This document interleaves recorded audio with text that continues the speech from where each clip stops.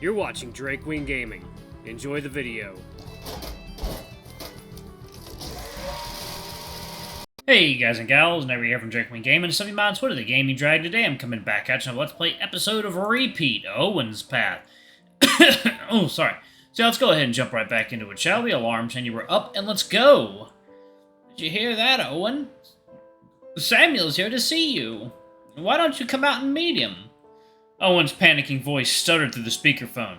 Oh god, he's here already! I'm not mentally ready for this yet. 7 years wasn't enough time to get ready? I got used to being disappointed to being a disappointment for 7 years. This is a very difficult change. It's gotta happen sooner or later, right? Might have just come out and get it over with. You underestimate how much I procrastinate, Adrian. Samuel? You still there? Samuel chuckled quietly at Owen's spluttering distress. I'm here, kiddo. Glad you haven't changed much in the bravery department. Let's hope you don't have to break a window every time we try to meet. No promises there. But, would you mind if we, met later tonight instead? Samuel blinked in surprise. Later tonight? What for? It'll give me time to mentally prepare. Plus, there's a Visitor's Day dance tonight. We'll be all nicely dressed and make good impressions. I frowned. Owen was trying to keep his voice light-hearted, but there was a heavy undertone of anxiety. Samuel seemed to catch on as well. Alright, fine. I'll see you tonight at this Visitor's Day dance. I've waited 7 years. The afternoon isn't going to kill me. This is pretty unfair, Owen. I mean, Samuel won't have a dance partner. What's the guy even supposed to do? Nobody actually dances at dances anymore. They just waddle and bounce their feet like a flock of pigeons. Anywho, I'll see you tonight. Looking forward to it. And with a click, Owen hung up. Samuel sighed and rubbed his temples in exasperation. Looks like our little reunion got postponed. I wish I raised Owen to be less of a chicken shit when he was younger. Language, Samuel. Mrs. Corley smiled fondly as Samuel climbed back onto his abomination of a motorcycle. If I remember correctly, you were also quite the chicken shit back in the day. Samuel barked a laugh. I grew out of it eventually. Hopefully Owen will too. Samuel grinned and waved a quick goodbye. His motorcycle let out a honk of despair before barreling down the street and disappearing around the corner. Y'all really like to harp on about that fucking motorcycle, don't you? Mrs. Corley sighed and patted me on the shoulder. Adrian, you must be exhausted from your trip. Why don't you go back to your dorm and rest for a while? I yawned again before nodding in agreement. Yeah, rest sounds nice. I swam through a sea of parents and visitors on my way back to my dorm. There was a surprising amount of people coming to Gerania today. I felt a wave of relief as I closed the dorm doors behind me and silenced the chattering crowd outside. It was good to be home. Owen's house was comfy, but I missed my dorm building with its smell of old coffee and burnt toast. Oh, that's good. Ooh. It's a good mix. What is this that I mix? It is a mixture of strawberry sunset bubbly water mixed with ginger ale. Quite delightful. With a soft sigh and a smile, I made my way upstairs towards the kitchen. I poked my head into the kitchen and grinned at the smell of sizzling omelets and sweet pancakes. Wow, it smells so good. Is Sissel making breakfast again? Sissel looked up from gracefully flipping omelets with a surprised smile. Yo, Adrian! I'm glad to see you back! Everyone had their knickers in a twist the whole night waiting for you. I could tell from the phone call last night. I'm sorry for worrying you guys. Sissel scoffed and returned his attention to the stove. I wasn't worried one bit. You're a grown-ass man. You take care of yourself. Why do I teach and Owen make such a big deal out of it? Meanwhile, Jenny waved a greeting from the breakfast table where she and Owen were sitting. Well, sitting is putting it generously. Owen was a collapsed mess on the table. His face was buried next to the salt and pepper while he tore at his hair in a restless frenzy. Jenny sighed and patted the back of Owen's head. Heyo, Ghostbuster! Jenny, what are you doing here? It's Visitor's Day, isn't it? I can finally walk around Gerania's campus without feeling like a trespasser. Oh, and don't mind Owen much. He's been stressing out the whole night. He barely slept a wink as far as I know. Owen let out a non-committal grunt and greeting as I sat down at the table. At least I thought it was a greeting. You doing okay there, bud?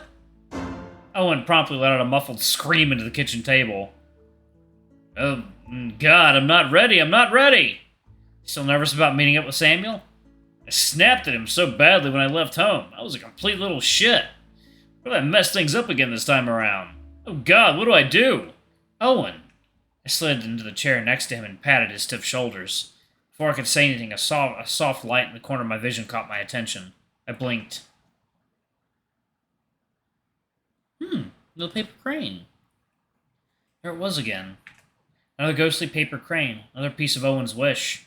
It fluttered its wings and stared at me in silence. What could this mean? There was a crane on Samuel this morning as well, and Owen's wish was to bring his family back together. Maybe Owen's wish spread her pieces onto important members of Owen's family. Possibly. But at the end of the day, dwelling on the logic of wishes was a wasted effort. I shook my head furiously before placing a comforting hand on Owen's shoulder. Owen, I know you're worried, but I'm sure things will work out between you and Samuel tonight. You clearly care about Samuel, and I know Samuel loves you very much. Just be honest and open up to him. I'm sure he'll understand. You think so? Owen finally lifted his head from the table. He looked like an absolute mess. There were heavy, sleep-deprived bags under his eyes, and his hair was a tangled mess from his pulling at it. For a moment, I was glad Owen convinced Samuel to postpone their reunion. Stop chewing on your fingernails, dude. It's not sanitary. Love Jenny. Alright, that is done. Alright, that water is done. Cool. Alright.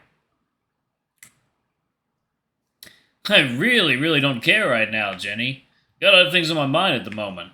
The delicious smell of breakfast suddenly caught our attention as Sissel carried several plates of food to the table. Alright, you sad fuck, eat up. It'll make you feel better. At the very least, you won't be sad and hungry. Owen grumbled his thanks and began poking numbly at his omelet. Sissel frowned at the apparent lack of eating. What? My cooking not good enough for you all of a sudden now that you have your butler back? No, not at all. I just don't have much of an appetite right now. Come on, Owen, you gotta unclench and relax a bit. You're stressing about this more than you need to. Easy for you to say. I ran away from home and avoided Samuel for 7 years. 7 years! This was right after my family fell apart, too. I'm still in shock he's willing to see me. I'm gonna fuck things up again. Owen pulled at his hair again and let out another anxious groan. There was a deep thud as he slammed his forehead onto the table.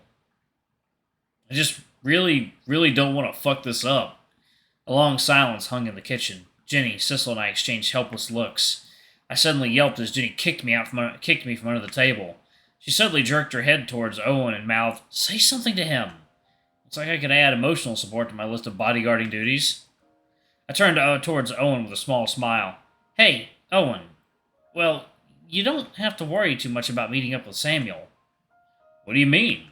I mean, that's the man who changed your diapers as a kid. He'll still love you even if you're a massive disappointment. Owen cracked a small smile in spite of himself. I'm not sure how to feel about that. Even so, there's still a chance I'll fuck things up. You're finally meeting and speaking and getting awkward with Samuel after 7 years. That's better than no contact at all. Even if you do fuck it up, you're still making progress. If things go south, you'll have plenty of chances to unfuck it later. So just chill out, give us a chance, and stop being a chicken shit, okay? I gingerly patted Owen on the shoulder. Owen let out a deep breath. His face finally relaxed into a small smile. Thanks, Adrian. I'll try not to fuck it up.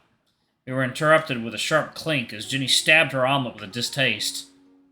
There's too much talk about fucking at the breakfast table. Now I'm losing my appetite. I'll take both of your omelets if you're having appetite problems. Owen and Ginny exchanged looks before simultaneously shoving half their omelets down their throat. Okay, never mind. Sorry, sis. Your cooking's too good to pass up. Glad to hear it, because you're all doing the dishes this time. I've got to work now. So, you know?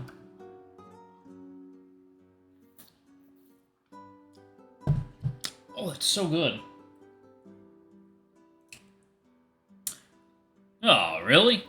I would have left earlier, but I don't want to leave Teach alone to deal with your moping session. I wasn't moping that much. Sissel scoffed as he made his way towards the door. We had to listen to you cry melodramatically the whole night. When will you ever grow up? Anyway, there better not be another mess in the sink when I come home. See y'all later. I stared at Sissel's retreating back as he disappeared down the hall. Hey, Owen, Siskel is worried about you too, even if he doesn't show it. Yeah, I know. In all seriousness, it's good to see you feeling okay again. It's weird to see you all anxious and mopey.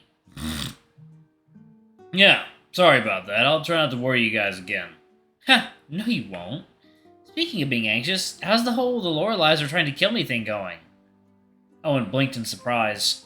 Wait, how did you know about that? I might have mentioned it to her yesterday. Owen stared at me dully, as if to say, Really? Well, we needed to know the whole situation with the Adleis and Lorelei's, and you kept your mouth shut for the most part. Phillip's the black cat, so I figured he knows something about a big old criminal mafia family. So naturally, I asked him about it, and he gave me answers. And, Ginny's apparently his accomplice? Phillip said he can get more info on your family, though, so I guess it turned out to be a good thing. Owen rubbed his temples and sighed. Fair enough. It's a bit weird to have all my friends know that people are trying to kill me. Oh, shit! What is it? Ginny stared at us in sudden realization. We totally forgot about Phillip! The three of us jumped out of our seats as the kitchen door slammed open. Ha! Phillip limped into the kitchen, staring at each of us with an expression that can only be described as the walking manifestation of fuck you. There were dark, heavy bags under his eyes, as though he hadn't slept in years. His hair was a tangled mess, and the poor guy looked like he was in desperate need of a relaxing shower. Hi, Phillip? Doing okay there, buddy? Oh, I see how it is. When Adrian disappears into the night, y'all stay up till 1 a.m. to make sure he's still alive and well. But when I go MIA, I don't even get a phone call. Well, to be fair, you sneak out pretty often. Oh, look, Owen's sad. Let's spend the next 12 hours coddling him like a child while I stay up investigating the people who want to kill you. Owen's kind of a baby in the handling anxiety department, though. And let's not forget to leave Phillip out the one day Sissel decides to cook us breakfast again. I'm sure he's totally not tired or starving after not sleeping for the last 36 hours while he was doing you favors. Ginny, Owen, and I shrank under the kitchen table, cowering under Philip's merciless gaze. The three of us exchanged guilty looks and mumbled sorry as Phillip wobbled across the kitchen to sit down at the table. Alright, y'all, gonna go ahead and pause it right there. Thank you all so much for watching. Don't forget to like, comment, subscribe, ring that notification bell, and check out our Patreon, YouTube memberships if you can. It always helps. But anyway, I love you all, and I'll see y'all in the next video. Bye-bye!